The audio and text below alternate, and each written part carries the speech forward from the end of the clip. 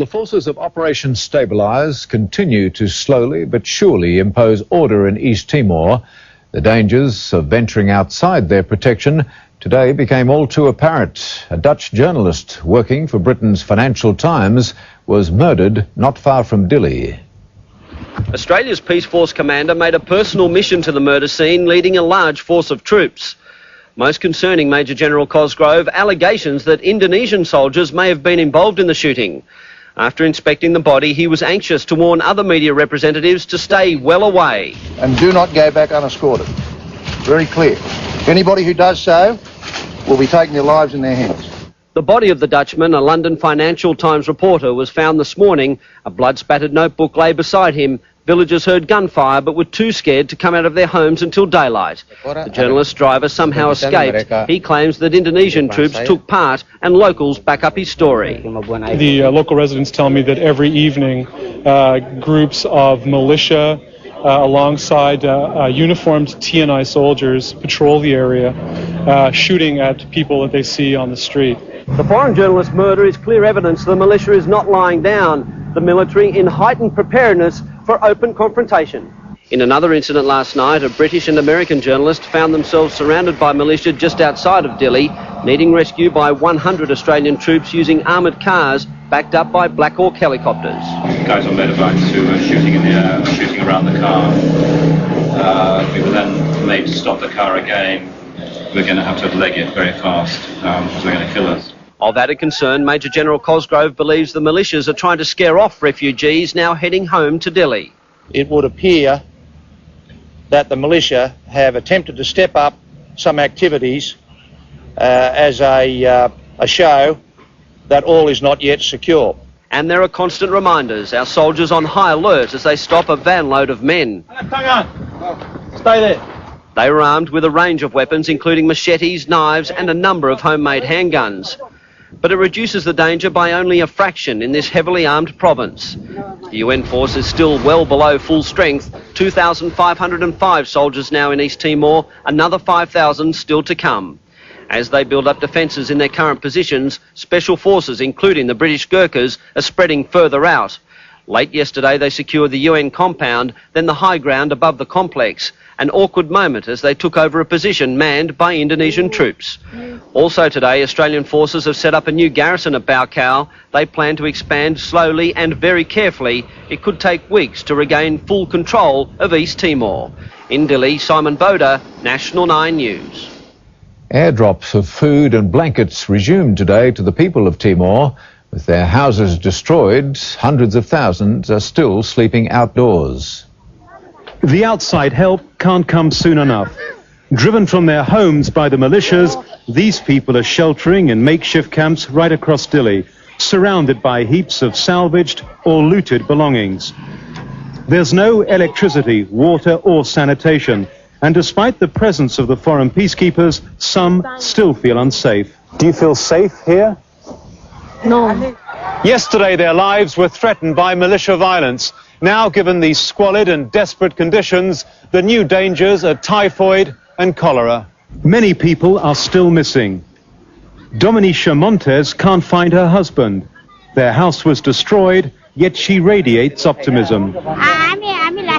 They took all our money, she says, but will find a way to rebuild our home. The father of Marco Torres was taken away. He now fears the worst. The young men like me and my father, they are killed, There are, though, occasional reunions, a flicker of hope amid the misery. But most can only pray their loved ones return.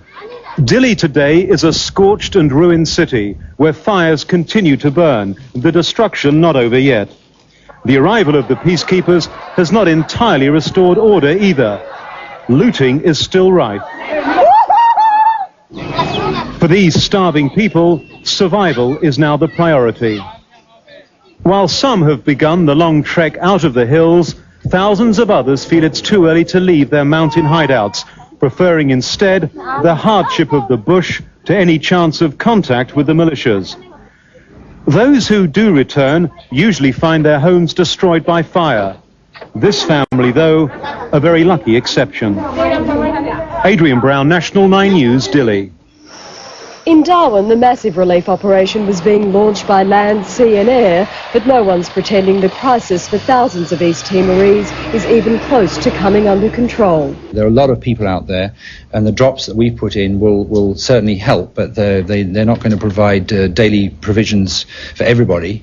The food will have to be shared. Adding to the frustration, an airdrop organised by the World Food Programme had to be abandoned after the plane failed to locate those refugees in desperate need of supplies. 3 other military food drops, however, made their mark. It's hoped they'll continue daily until the trouble spots are secured by the peacekeeping force, allowing supplies to be delivered by road. As the relief effort grows, so does the need for money, the United Nations calling for $190 million in emergency funding.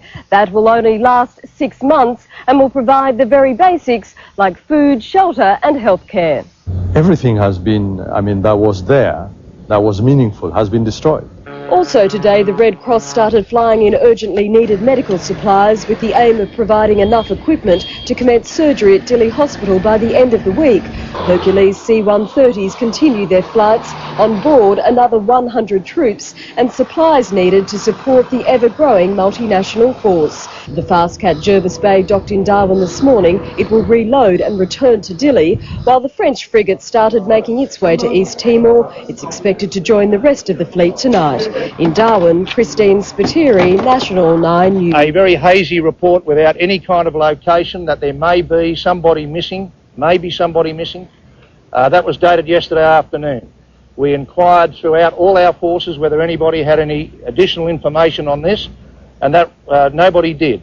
It is only, I suppose, this morning that there was perhaps hard fact that indeed there was a body to be found. So and it's that report we're checking out. The driver of that motorbike was standing outside here telling everybody for an hour and a half exactly what happened and where. And what did you do with that information? I passed it on to the army. And when did you pass that on? And when did you hear it? This is about 5 o'clock yesterday afternoon. After 5 o'clock yesterday afternoon. Are you sure of that? Yeah. Can you please point out to whom you passed that information? I shall do, yeah. Okay. The driver who was with that guy who's been killed has told us all in very certain terms this morning that 6 TNI people dressed in TNI uniforms opened fire without warning, and the guy is now dead. How can you work with these killers? Can we see that driver so that we can absolutely record this? And of course, based on evidence of that nature, I will both speak to the TNI commander on the issue, and I will of course refer it to the United Nations. I just have to keep coming back to the point that if you are out and about beyond the actual control of the soldiers here, who are here from Interfed, then there are risks, and these risks are now exposed as being very real.